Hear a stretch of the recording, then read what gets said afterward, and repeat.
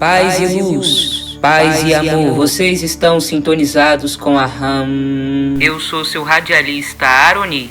Estamos lendo o livro O Sublime Peregrino do mestre Ramatiz, psicografado pelo médium Hercílio Mães. Capítulo 12. A infância de Jesus. Pergunta: quais outros detalhes que ainda nos podeis oferecer sobre a vida do menino Jesus, pois tem sido tão contraditória a narrativa de sua infância?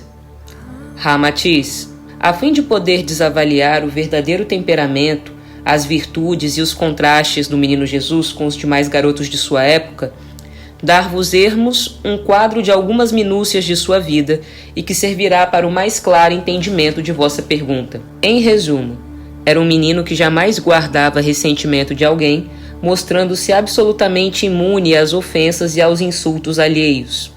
Imparcial e sincero em suas amizades, ele não diferenciava nenhum companheiro, por mais deserdado ou subversivo. Não traía, não intrigava, não zombava, nem humilhava. Ninguém o viu usar qualquer meio para ferir um pássaro, destruir um réptil, inseto ou batráquio.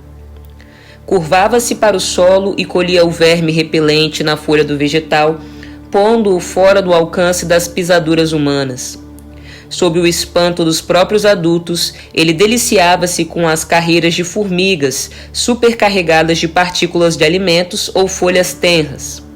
Com os retalhos de madeira da carpintaria de José, construía túneis para livrá-las de serem esmagadas pelas criaturas que ali cruzassem os caminhos.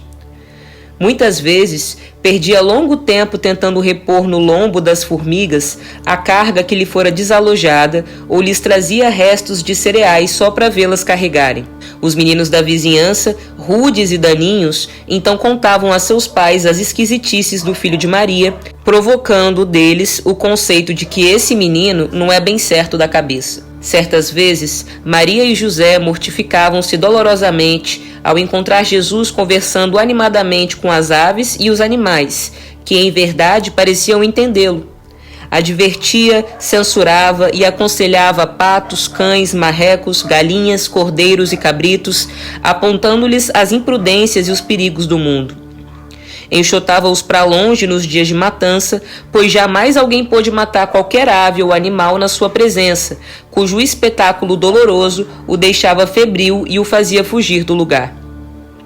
Qualquer ave ferida ou cão maltratado recebia dele o máximo carinho e tratamento, e um júbilo intenso, uma alegria sem limite tomava-lhe o rosto radioso quando seus doentes se punham a voar ou a caminhar. Batia palmas, satisfeito, de euforia espiritual, enquanto às vezes o sarcasmo dos perversos lhe feriam os ouvidos desapiedadamente. Curtiu noites de insônia depois que viu estarrecido os bois tombarem um atrás do outro com a goela vomitando sangue e feridos mortalmente pela lança dos magarefes. Mesmo depois de adulto, ele custava a se dominar diante dos quadros lúgubres do Templo de Jerusalém, onde os sacerdotes oficiavam a Jeová respingados pelo sangue dos animais e das aves inocentes. Jamais podia compreender sua culpa quando ouvia severas admoestações de José e os apelos insistentes de Maria para que não arriscasse sua vida preciosa nos arvoredos envelhecidos onde subia, afoito, para proteger os ninhos perigosamente pensos dos galhos rotos. Mas eram inúteis tais censuras ou conselhos. Em breve, tornavam a encontrá-lo novamente trepado nos galhos das árvores e entre os pássaros, que em voos efusivos pareciam aliar-se ao seu riso cristalino, gratos pelo carinho dispensado aos filhotes em plumes. Durante os brinquedos e folguedos cotidianos, qualquer perversidade cometida contra os seres inferiores deixava-o silencioso e severo. A censura no olhar era tão veemente que os meninos mais culpados se afastavam temerosos. Em consequência, Jesus não era um menino mórbido, excêntrico ou propriamente rebelde. Porém, manifestava uma linha de conduta angélica prematura entre os demais seres, e por isso semeava constrangimentos nos hipócritas, atemorizava os cruéis que o censuravam, zombando das suas comiserações pelos insetos, vermes ou répteis. Pois é, gente, Jesus ele gostava da natureza e de cuidar dos bichinhos.